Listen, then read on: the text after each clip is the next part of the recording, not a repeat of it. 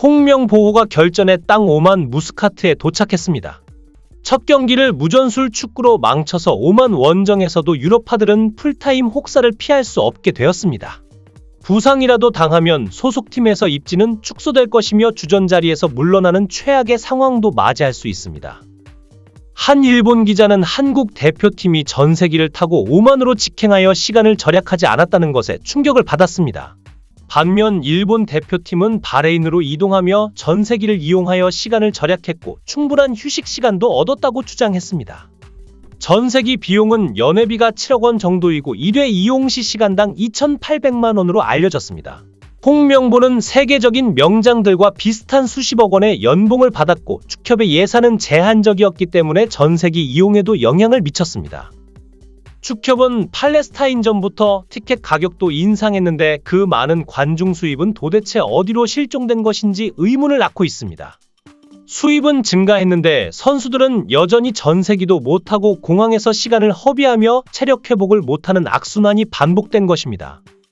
그나마 다행인 건 10월 10일 요르단 원정에서 돌아오는 길은 전세기를 이용한다는 것입니다.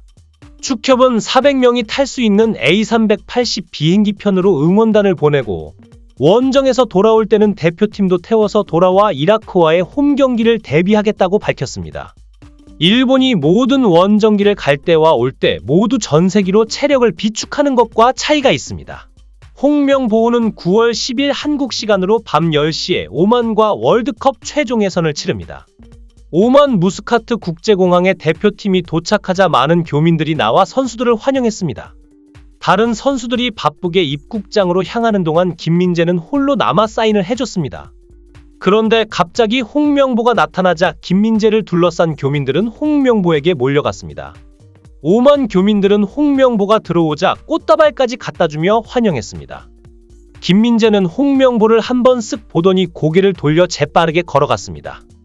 홍명보는 땀 흘려 뛰며 고생하는 선수들보다 더 환대를 받는 모습이었습니다. 대표팀의 주인공은 홍명보였고 스포트라이트를 즐기고 있었습니다. 김민재가 재빠르게 걸어가자 카메라도 김민재를 따라 시선이 이동했습니다. 선수들보다 더 주목받는 홍명보와 급히 자리를 피하는 김민재의 모습은 현지 카메라가 보기에도 이상한 상황이었습니다. 한국은 오만과 치른 최근 5경기에서 상대 전적 4승 1패로 앞서고 있습니다. 한국은 2003년 10월 오만에 1대3으로 충격 패배를 당하며 오만 쇼크를 겪은 바 있습니다. 오만 쇼크로 불린 패배로 코엘류 감독은 결국 몇 달 뒤 경질됐습니다. 홍명보 감독의 대표팀 감독으로서 중동 원정 경험은 전무한 상황입니다. 2014년 브라질 월드컵 본선을 앞둔 홍명보는 당시 19경기를 치렀지만 단 한 번도 중동팀과 맞붙지 않았습니다. 울산 HD 시절에도 3번의 아시아 챔피언스 리그에 나섰지만 중동팀과 대결은 없었습니다. 이번 팔레스타인과의 경기가 홍 감독의 A대표팀 첫 중동전이었던 것입니다. 단지 2012년 올림픽 대표팀 감독 시절 오만 원정에서 3대0으로 승리하며 런던 올림픽행을 확정했던 경험만 있을 뿐입니다. 만에 하나 오만이 선제골을 넣고 침대 축구를 펼친다면 그에 대한 대책이 있는지조차 불투명한 상황입니다. 홍명보는 유럽파들이 소속팀에서 경기 후 곧바로 소집돼 체력적으로 버거운 부분이 있다고 말했습니다. 홈에서 치러진 첫 경기 당시 선수들 체력을 감안한 전술이 없었다고 스스로 인정한 것입니다. 손흥민, 이강인, 김민재, 황희찬, 이재성 등 유럽에서 돌아온 선수들이 시차 적응, 체력적 문제를 겪을 것을 알았다면 미리 그에 대비한 전술로 대비했어야 했지만 홍명보는 그러지 않았습니다. 5일 첫 경기 후 6일 밤 인천공항에 모여 7일 새벽 비행기로 카타르 도하로 날아가 오만행 비행기로 환승했습니다. 인천공항에서 오만까지는 직항 비행기를 타도 20시간 5분이 넘게 걸립니다. 아무리 월드클래스 선수라도 유럽에서 경기를 치르자마자 지구 반대편으로 날아가 풀타임을 뛰고 또 다시 20시간을 날아가 경기를 하면 제 기량을 발휘하기 어려울 수밖에 없을 것입니다. 그런데도 홍명보는 첫 경기부터 거의 100분에 가까운 긴 시간 동안 풀타임을 고집했습니다. 만약 뛰어난 명장이었다면 몇 명의 선수에게 의존하지 않는 전술적 역량을 발휘했을 것입니다.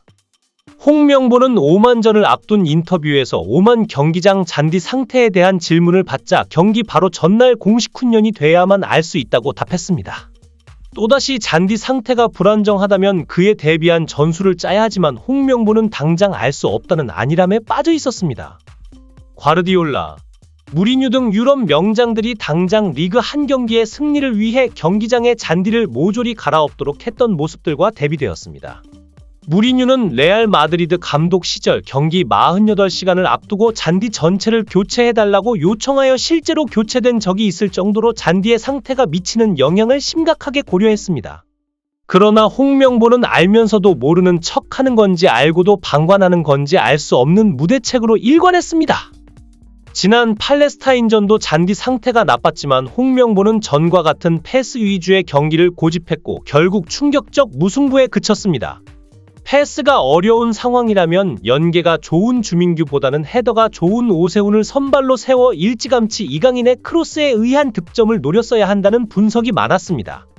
또한 오만전 주심이 과거에 악연이 깊은 중국 심판이 배정되었는데 홍명보는 아무런 언급이 없었습니다. 오만전을 맡은 중국의 마닝 주심은 1월 아시안컵 당시 한국팀에게 경고를 남발했던 주심입니다. 홍명보가 오만에게 패배한다면 홍명보는 조기 경질을 피할 수 없을 것이란 전망입니다.